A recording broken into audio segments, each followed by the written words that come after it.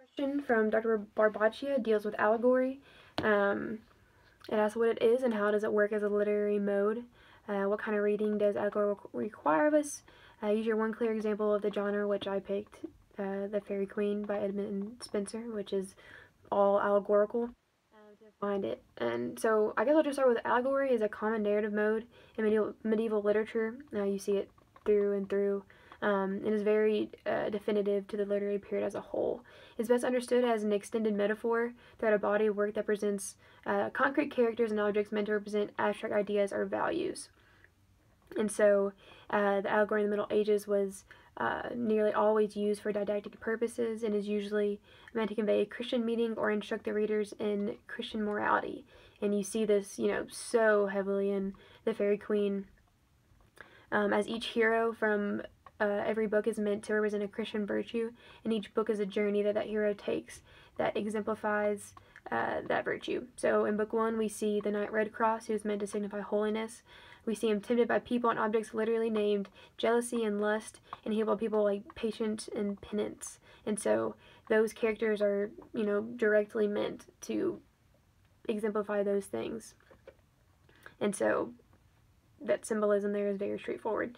It presents a series of abstract ideas that are presented through concrete, realistic characters and situations operating within a literal plot that makes sense in and of itself. As you can see in The Fairy Queen, these ideas are very often straightforward and they're not manipulative. Like I said earlier, like what Spenser said these characters were is what they meant, and you even see that through the main characters, including Redcross.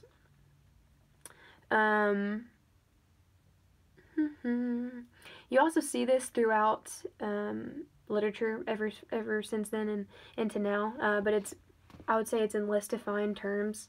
So one example that you see this in is Bartleby the Scrivener, and the example is what each character represents in regard to the place and time. And so Turkey and Nippers are two other scriveners in the law office that Bartleby in the narrative work at. Turkey is an old man that is productive in the morning and drunk by the afternoon and not productive, and then Nippers is a young man, so he sleeps all morning and is very productive in the afternoon. He's personified as being very ambitious. And so both of these two represent two common types of Wall Street workers. You got your old burnouts and you have your new young hopefuls, and those are both prevalent there, as well as the character of Bartleby, who kind of sinks into the more depressive, hopeless state of just American Wall Street, and even, I guess you could say, life sometimes, even though that's depressing. But yeah, and another one of those is in The Great Gatsby.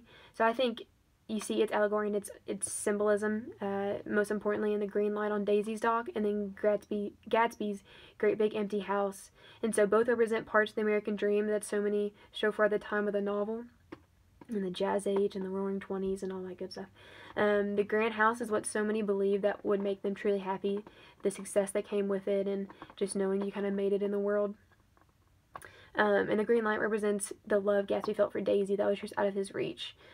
Behind him was the house and success, but in front of him was his true happiness of Daisy and the light and his love. And truly, it just all goes to show the disillusionment of this commonly held American dream, and that say it won't fill you up. You kind of need both.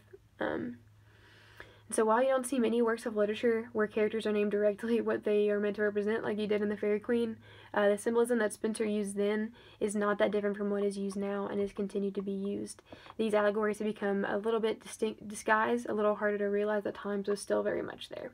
And I think that's true to this day.